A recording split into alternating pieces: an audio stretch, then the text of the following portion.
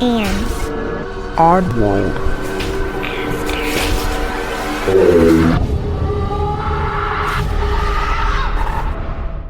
Hey oddballs, I'm your host Jensen, and welcome to episode 140. Jumping right in today, and we're saying happy birthday to you March 5th babies. I'll be reading out of the birthday book and we're going to get to know you, so here we go. Happy birthday. Like the water, that is the ruling element of March 5th. People born on this day can at one moment appear calm and tranquil, and at the next be making spectacular waves. The emotional undercurrent that flows beneath these people's attractive exterior is a strong one, and since they are sensitive types who respond to their instincts, they may feel powerless to resist the shifting directions to which they are being drawn. When they feel happy and secure, those born on this day are capable of being charming and sympathetic companions who will do their utmost to put others at their ease. When their equilibrium is unbalanced, however, the passionate expression of their frustration can be manifested in a veritable squall of temper. Given the emotional extremes to which they are prone, these people need to receive the unconditional understanding and support of those closest to them, who, in many ways, may be equated to the ports in a storm. The empathy which gives them such a strong rapport with others frequently manifests itself in a fervent desire to work towards the good of humanity. And these people will find satisfaction in careers which allow them to pursue the same, in such areas as social or volunteer work, for example.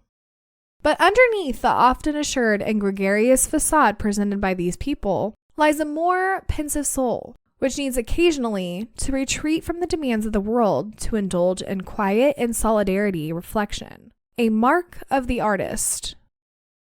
Their intellectual powers of perception and analysis are great, and when harnessed to their empathy, can achieve remarkable results. Their virtues are charming, sympathetic, caring. Their vices are irrational, temperamental, fragile. So again, happy birthday, you March 5th babies. And if this sounds like you or somebody you know, let me know. And let's go ahead and move on to stories.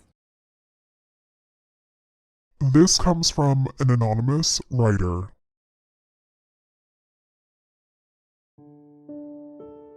I was told a number of stories from people in my last job and never really found anywhere to tell them until I found this sub.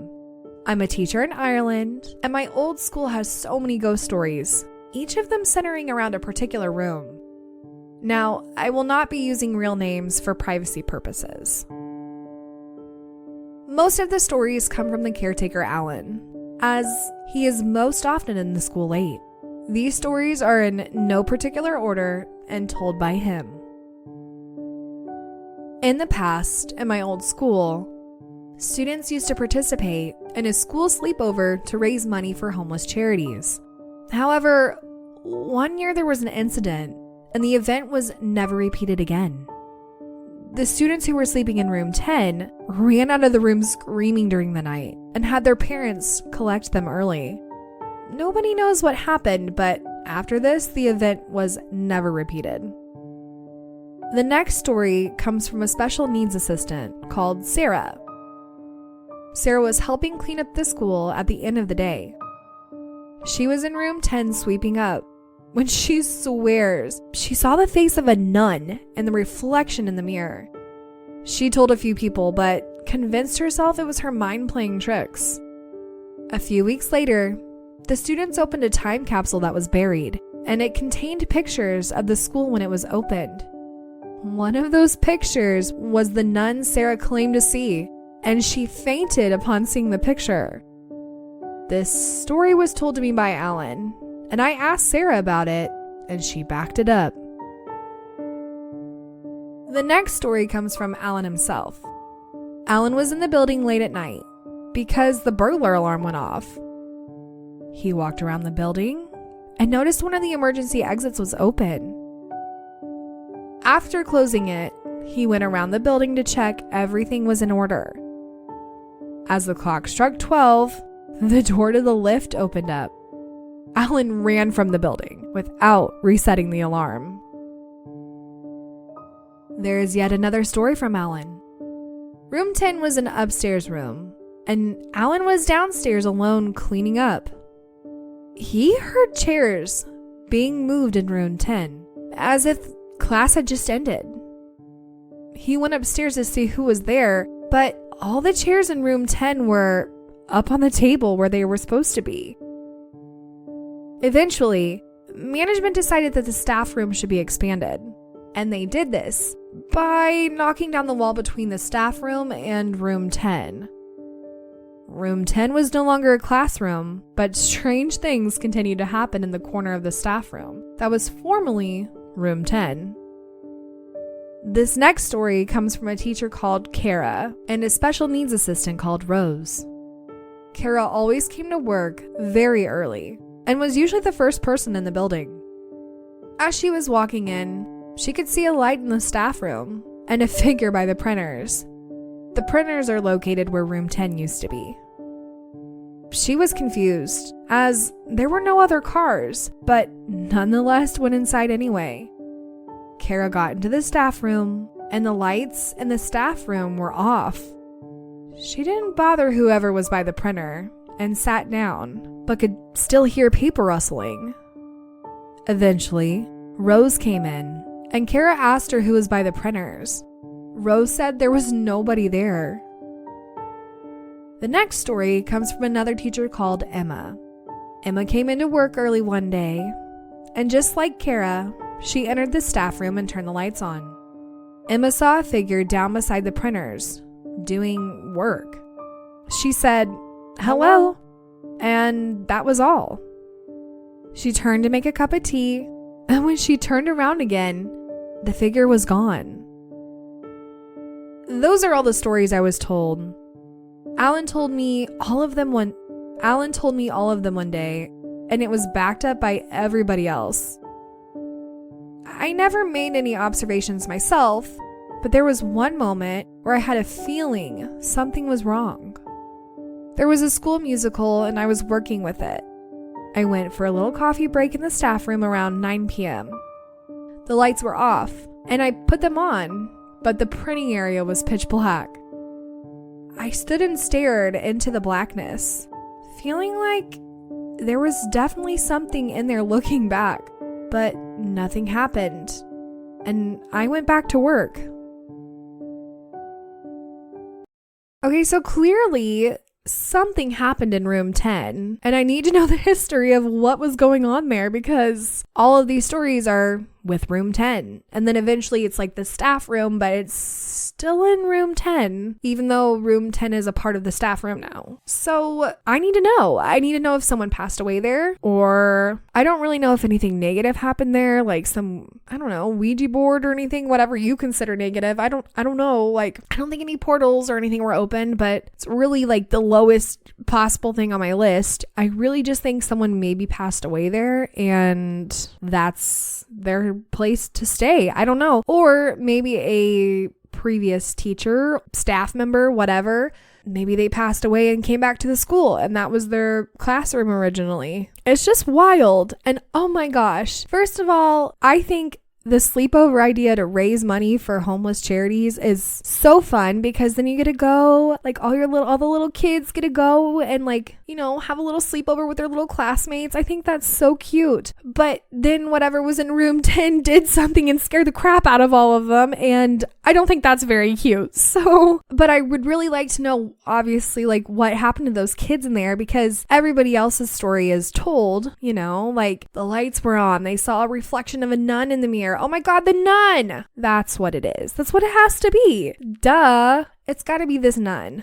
Okay, I say duh as if like that's the obvious thing, but like one of the staff members saw a reflection of a nun in the mirror in that room, and then they freaking found a time capsule and saw the picture of the nun in the time capsule, and that staff member was like, oh, that's who I saw. Like, that's confirmation right there. Okay, so here's who it is. It's the nun. I don't know that to be for sure, but that's the only logical thing at this point, now that I'm like talking it out and going, oh duh, like it's the nun. But now I'm wondering why. Why is the nun still there? What is she doing? Ooh, is this like the movie The Nun? No.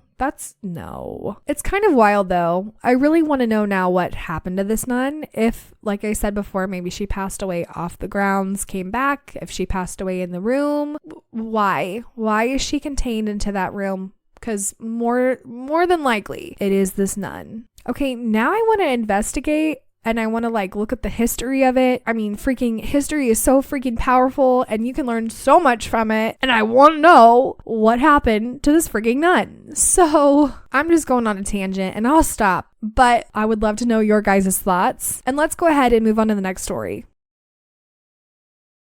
This comes from PickleFeatherz on Reddit. I don't write on here much, but I need to tell y'all this. This happened just now. I'm in my room, and I hear my mom throwing rocks and yelling at something. I think it is the stray cats that hang around, so I think nothing of it. I hear my brother talking to my mom a few minutes later, and I see what's going on. My brother says that there is someone or something on the roof. I think nothing of it. But the word someone didn't sit right with me. I went out into the kitchen and my brother shows me a drawing. It's a drawing of a figure with horns, eyes, and what really got me were the teeth. It was peering inside his window. Next, he told me that it whispers to him. You may be wondering, why hasn't this been happening to me? Well, I'm stronger spiritually. I've experienced things since I was little and grown in that department. Can someone give me an explanation on what this is?